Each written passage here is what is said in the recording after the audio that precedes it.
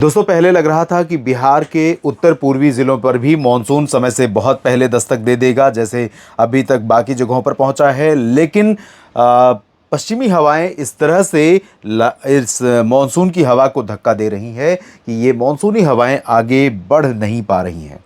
हवा का रुख, हवा का पैटर्न देश के कई राज्यों पर बदल गया है, जिसके कारण अब तक जहां पहुंचा है मानसून, वहां से आगे बढ़ने में उसे थोड़ी मशक्कत करनी पड़ सकती है।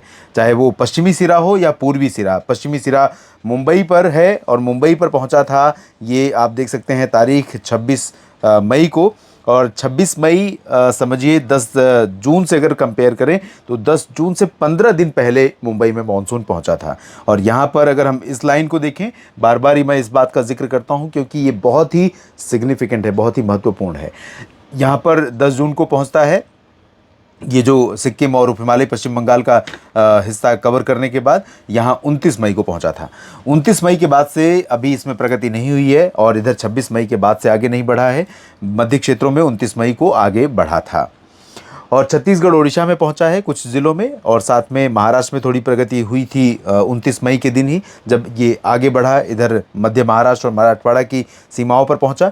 लेकिन अभी देश के जिन जगहों पर मानसून का आगमन नहीं हुआ है, गुजरात, मध्य प्रदेश, छत्तीसगढ़ और उड़ीसा के बाकी हिस्से, महाराष्ट्र के बाकी क्षेत्र, मध्य प्रदेश, झारखंड, पश्चिम बंगाल का गंगेय रीजन, बिहार, उत्तर प्रदेश, राजस्थान, पंजाब, हरियाणा, दिल्ली, इन सभी भागों में अभी इंतज़ार करना पड़ेगा। लेकिन इसका मतलब ये नहीं है कि बरसात कम हो जाएगी। देश कम तो हो रही है, और जहाँ पर मानसून नहीं पहुँचा है वहाँ पर बहुत ज़्यादा बारिश नहीं हो रही है, लेकिन कई राज्यों में बरसात होने की संभावनाएं दिखाई पड़ रही हैं। आपको दिखाता हूँ किस तरह संभावना दिखाई पड़ रही है। उससे पहले पिछले 24 घंटों के आंकड़े थोड़ा सा देख लेते हैं और चेरापूंजी का आंकड़ा एक बार फिर से दिखाना चाहूँगा, जहाँ पर तकरीबन 500 मिलीमीटर बारिश दिखी थी कल हमें, और ये आंकड़ा मुझे गलत लग रहा था। लेकिन आज जब मैंने मेट डिपार्टमेंट की वेबसाइट पर देखा बीते 24 घंटों का आंकड़ा, तो यहाँ पर मुझे लग रहा है कि भयंकर बरसात रिकॉर्ड की गई है। चेरापूंजी वैसे भारत के सबसे अधिक वर्षा वाले स्थानों में से एक है और नोन जो पहले से हम जानते आए हैं, पढ़ते आए हैं, उनमें टॉप पर रहा है जहां पर सबसे ज़्यादा बरसात होती है। सिलचर में 248, 203 कन्नूर में, शिलोंग में 180, पासीघाट में 162, कोचीन के विलिंगडन में 158 और नॉर्थ लखीमपुर में 151, 149 मिलीमीटर बारिश हुई बारापानी में, 143 अगरतला में, तेजपुर में 136, 131 मिलीमीटर कोझिकोड में और 128 मिलीमीटर बारिश होनावर में रिकॉर्ड की गई है।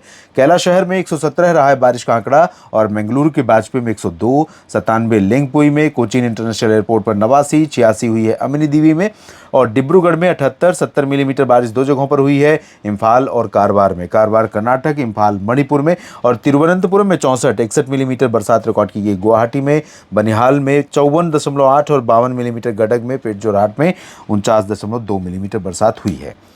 तो पूर्वोत्तर भारत और पश्चिमी घाट पर भारी बारिश हुई है कई जगहों पर, और कुछ पूर्वी क्षेत्रों में भी हुई है। और इसके अलावा अब जो संभावनाएं दिखाई पड़ रही हैं, अगर मैं आज से लेकर 6 जून तक एक सप्ताह तक की बात करूं, तो आज प्री मानसून सीजन का समापन हो रहा है और प्री मानसून सीजन के बाद 1 जून से शुरू हो जाएगा मानसून सीजन भारत में, और इसी दिन केरल में मानसून पहुंचता है। हम सभी जानते हैं, आप इस मैप को देखें तो आपको अंदाज़ा लगेगा। 1 जून की ये लाल रंग की जो लाइन दिखाई पड़ रही है 1 जून की है, जो सामान्य तौर पर सामान्य स्पीड अगर मानसून की रहती है, सामान्य गति रहती है, तो उसको इंडिकेट कर रही है। या आमतौर पर इस जगह पर 1 जून के आसपास मानसून का अराइवल होता है। लेकिन इस बार ताबड़तोड़ बंगाल की खाड़ी में आने के बाद बहुत तेज़ी से बढ़ता गया और लगभग हर दूसरे दिन प्रगति हुई है। 13 मई को यहाँ पहुँचा, उसके बाद 14 छोड़कर 15 मई को ये पहुँचा, 15 के बाद 17 को पहुँचा, 17 के बाद 19 मई को पहुँचा, फिर 19 मई के बाद 23 मई को आगे बढ़ा था मानसून, और उसके बाद 24 मई को यहाँ कर्नाटक तक पहुँच गया, 25 को और आगे गोवा पार किया, 26 को मुंबई तक पहुँचा। पश्चिमी सिरा ही नहीं बल्कि पूर्वी सिरा भी लगातार आगे बढ़ता रहा, और ये पूर्वोत्तर भारत को पार करने के बाद अब बालूरघाट पर है। तो अच्छी प्रगति जो हुई है, इसी वजह से देश में कई जगहों पर बरसात बहुत ज़्यादा हुई है और अब बारिश का आंकड़ा सामान्य से 40% ऊपर पहुंच गया है पूरे भारत में, अगर हम प्री मानसून की बारिश देखें। और अगले 6-7 दिनों तक जो मानसून सीजन है उस दौरान पूर्वोत्तर में तेज़ बारिश होगी और पश्चिमी घाट पर मुंबई से लेकर कोचीन तक बारिश बढ़ने वाली है। ये पूरा रीजन अंदरूनी इलाकों पर साउथ पेनिनसुलर रीजन में यानी दक्षिणी प्रायद्वीपीय भारत में तेलंगाना, आंध्र प्रदेश, कर्नाटक, तमिलनाडु, इन क्षेत्रों में बरसात बहुत ज़्यादा नहीं होगी, लेकिन 1-2 दिन बाद 24 से 48 घंटों के बाद बारिश थोड़ा सा इंक्रीज कर रही है। मध्य भारत में ओडिशा, छत्तीसगढ़ में भी अगले 24 से 48 घंटों में बारिश में कमी रहेगी, उसके बाद बारिश बढ़ेगी। एमपी में थोड़ी बहुत बरसात उत्तरी क्षेत्रों में भी संभावित है, नीमच से और रतलाम से लेकर उज्जैन से जबलपुर के उत्तर के क्षेत्रों में।